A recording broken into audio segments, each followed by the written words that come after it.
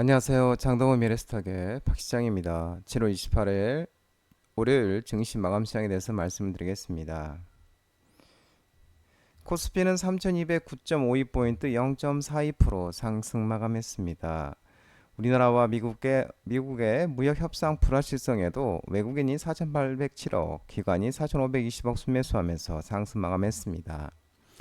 코스피는 테슬라와 22조 규모의 반도체 이탁 생산 공급 계약을 맺은 삼성전자 급등에 11개월 만에 7만원대 올라서면서 코스피 지수를 상승으로 이끌었습니다.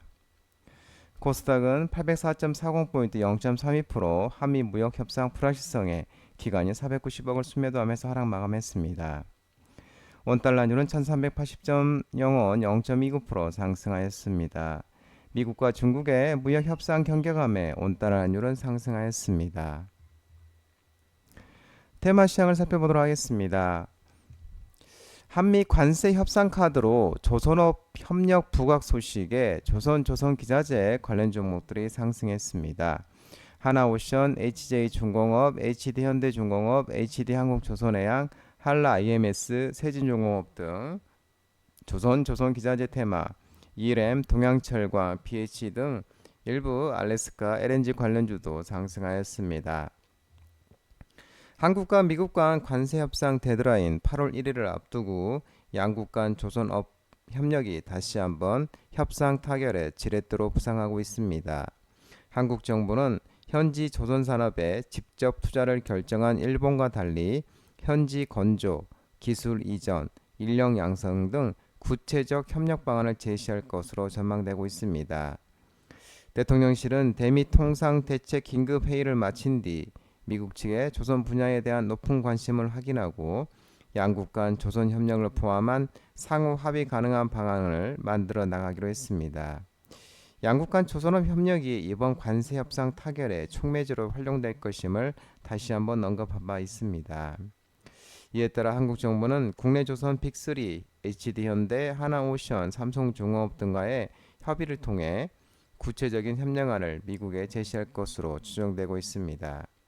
미국 현재 필리조선소를 보유한 하나오션은 한국 거제사업장과의 협력을 통해 액화 천연가스, LNG 운반선 등의 건조를 직접적으로 지원을 하고 HD현대는 미국 조선소의 현지 건조를 돕는 한편 기술 이전, 인력 양성을 지원하는 형태입니다. 삼성중공업도 현재 미국 조선들과의 협력을 위해 접촉 중인 것으로 알려지고 있습니다. 삼성전자가 22.7조 원 규모의 반도체 이탁 생산 공급 계약 체결 소식에 반도체 관련주가 상승했습니다.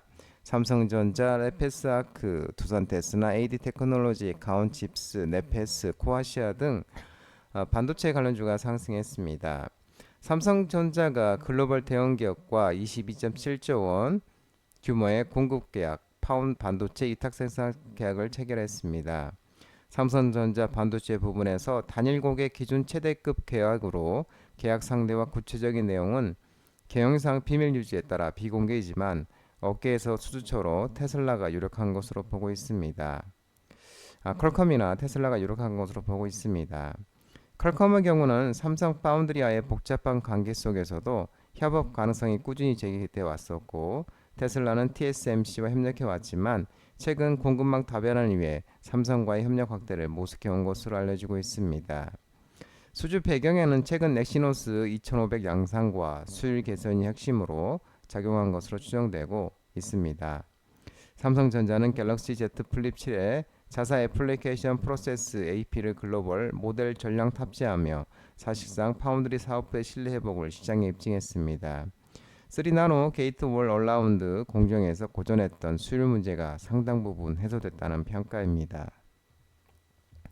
효성중공업이 2분기 실적 서프라이즈와 국내 전력기기 빅3 증설 그리고 폭염에 따른 전력 수요 증가 수혜 소식에 전력설비 전선 종목들이 상승했습니다.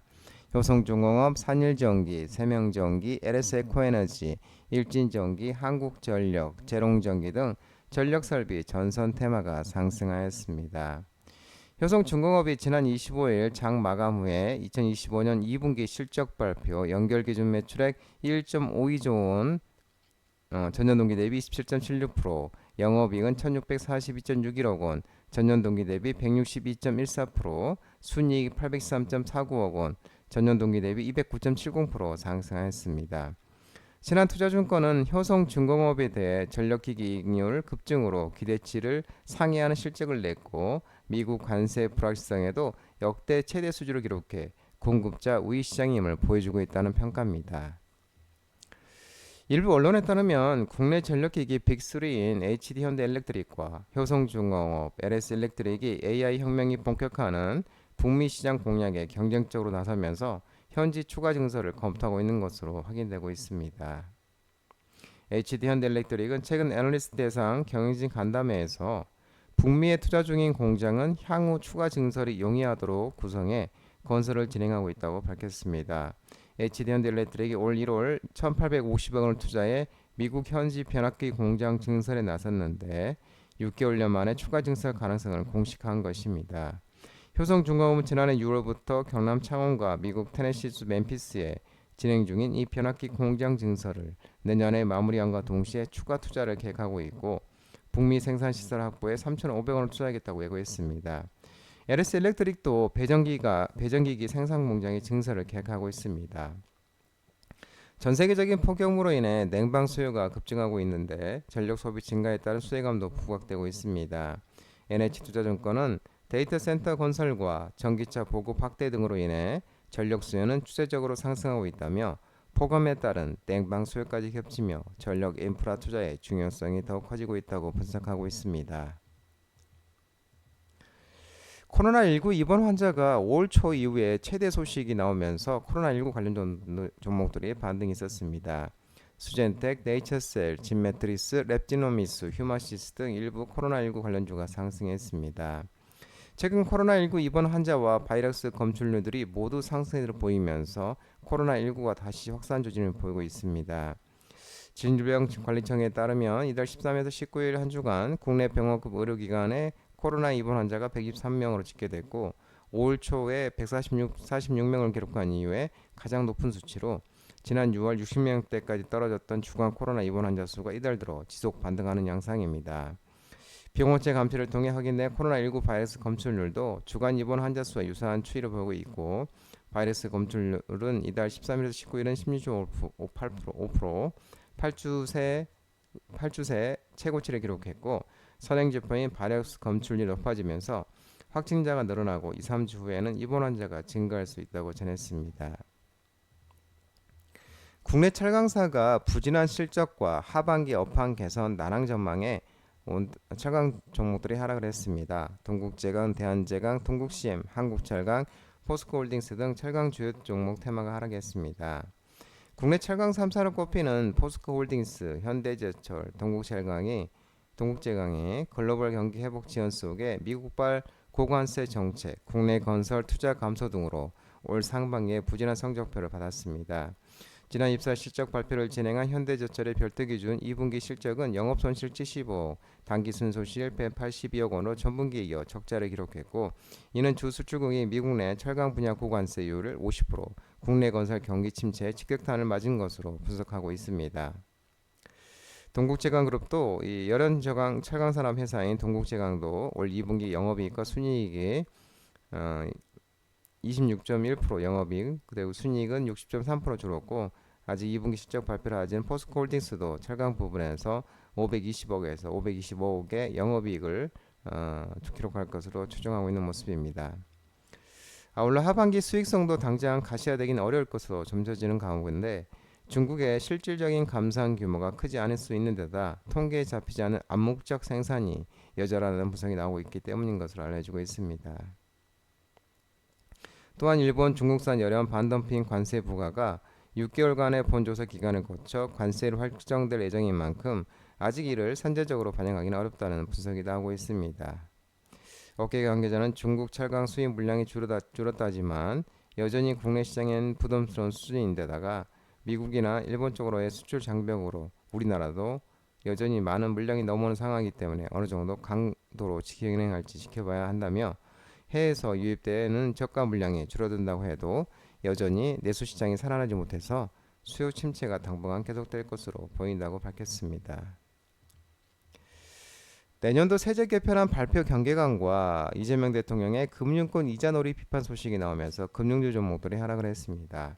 하나금융지주, IM금융지주, KB금융지주, JB금융지주, 신한지주 등 은행 관련주, 신영증권, 부국증권, DB증권, 키움증권 등 증권 관련주, 코리안리, 삼성화재, 미래에셋생명, 하나생명 등 손해생명보험 테마가 하락을 했습니다. 더불어민주당과 기획재정부가 오는 29일 오전 국회에서 당정 협의를 열어서 내년도 세제 개편을 논의한 뒤에 세제발전심의위원회의를 거쳐 확정 발표할 예정입니다. 2020년 윤석열 정부 첫 해에 과세 표준 구간별로 1포인트씩 낮췄던 법인세율을 되돌려서 현행 9에서 24%, 10에서 25% 올릴 가능성이 높다고 전해졌습니다. 또한 상장 주식 양도세가 부과되는 대주주 기준은 현행 50억 원에서 10억 원으로 다시 강화됐고 금융투자소득세 도입을 전제로 인하였던 증권거래세율도 현행 0.15%에서 0.18% 복구시킬 것으로 전망되고 있는 모습입니다. 또한 정부가 과세 사각지대로 꼽혀온 감액 배당에 대한 과세, 코스피 5천원을 뒷받침할 배당소득 분리과세를 각각 새롭게 도입할 것으로 전해지고 있는데 현행 소득세법상 연 2천만 원까지 금융소득의 15.4% 세율을 원천 징수하지만 2천만 원을 초과하면 금융소득 종합과세 대상에 포함시켜 최고 49.5%의 누진세율을 적용한다고 알려지고 있습니다. 이 배당소득을 따로 떼어내 분리과세하면 그만큼 세부담이 줄어들 예정입니다. 이 때문에 정부는 배당소득 2천만 원 이하에는 15.4%, 2천만 원에서 3억 구간에는 22%, 3억 원 초과분에는 27.5%를 각각 부과할 것으로 전해지고 있습니다. 한편 이재명 대통령이 최근 국내 금융권의 이자 장사를 경고하고 나섰는데 지난 24일 수석보좌관 회의에서 금융기관을 향해 손시현 주택담보대출 같은 이자놀이에 매달릴 것이 아니라 투자 확대도 신경 써달라고 밝혔습니다.